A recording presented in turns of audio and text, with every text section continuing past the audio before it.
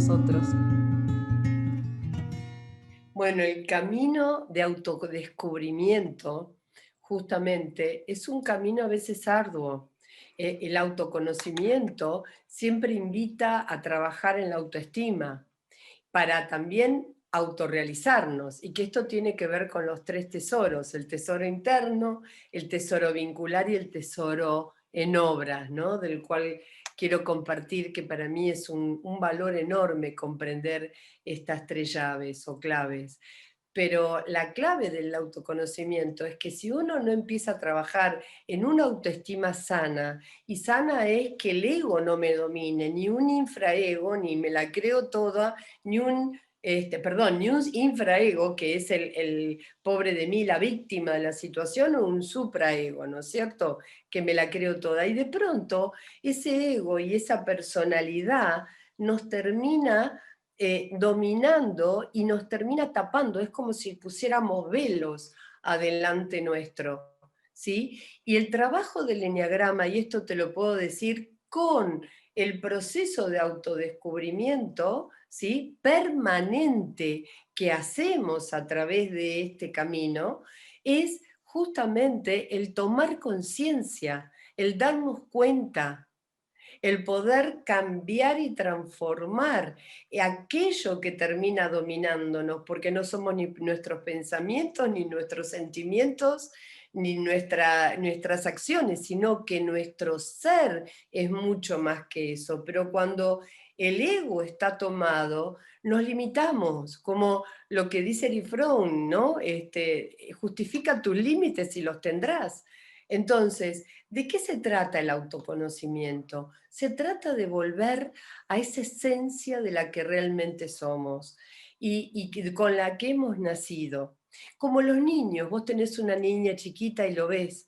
Los niños tienen capacidad de asombro, el asombrarse de uno mismo, el aprender a observarse a uno mismo, no como un niño. El niño permanentemente es natural, por eso la capacidad de asombro, la naturalidad, la espontaneidad y la capacidad para estar presente nos permite ser conscientes y empezar a quitar esos velos que terminan atrapándonos a nosotros mismos, y después nos resistimos.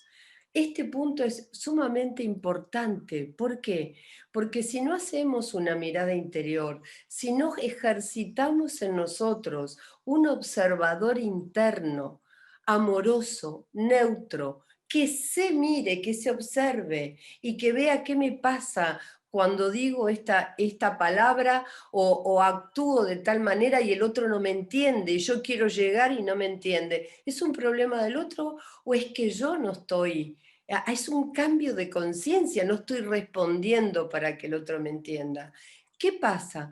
Cuando uno empieza a ver todas las cosas que no le gustan de uno, que tiene que cambiar, eh, es un trabajo arduo, es un trabajo difícil. Yo empecé trabajando con un tema que se llamaba hologénesis, totalidad, génesis, y llegar al origen interior, justo antes de conocer el eneagrama.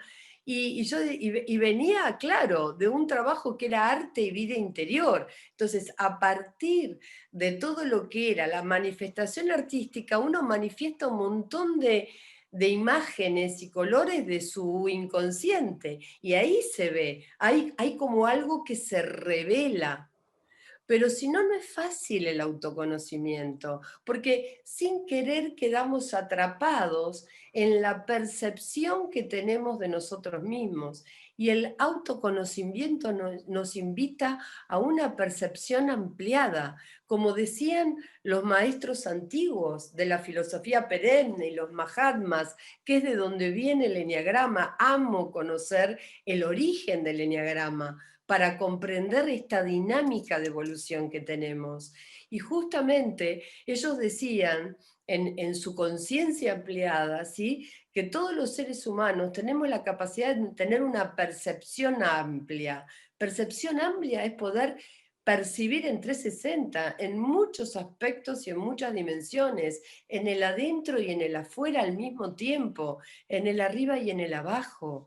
¿Y qué significa? Esto viene antiguas tradiciones, ¿no es cierto? Podemos hablar de la tabla de Esmeralda, las 7 leyes universales, nos metemos en ese tema y me fascina, pero ¿qué voy con esto?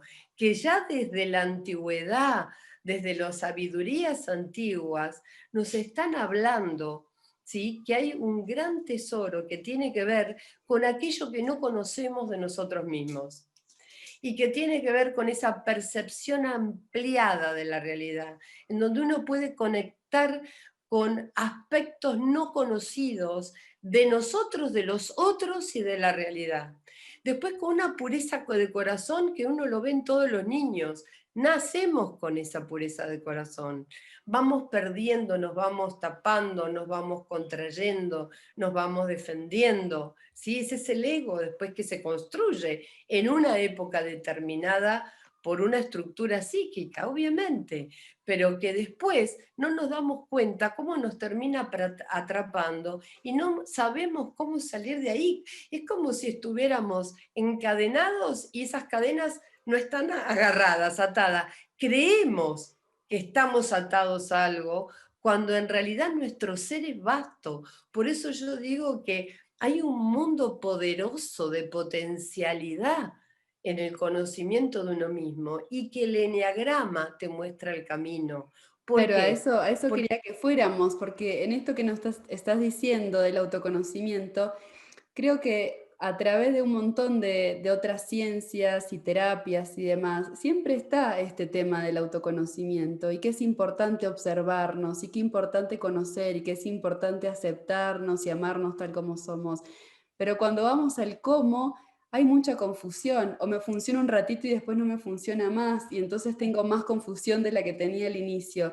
Y en esto siento que el eneagrama es un mapa realmente, es un mapa y una brújula que nos dice el cómo, el por dónde, el cómo podemos empezar, a qué es lo que podemos empezar a mirar para que estemos preparados para mirar eso siguiente, para que estemos preparados para mirar eso siguiente y viajar más seguros, porque a veces nos perdemos en una maraña de terapias y de teorías y no tenemos como un camino más firme donde pisar, y eso nos genera pensar que entonces nos sirve el autoconocimiento, que para qué el amor propio, que para qué aceptarnos, que para qué comprender al otro, cuando simplemente tiene que ver muchas veces con que no tenemos algo que nos arme el panorama completo.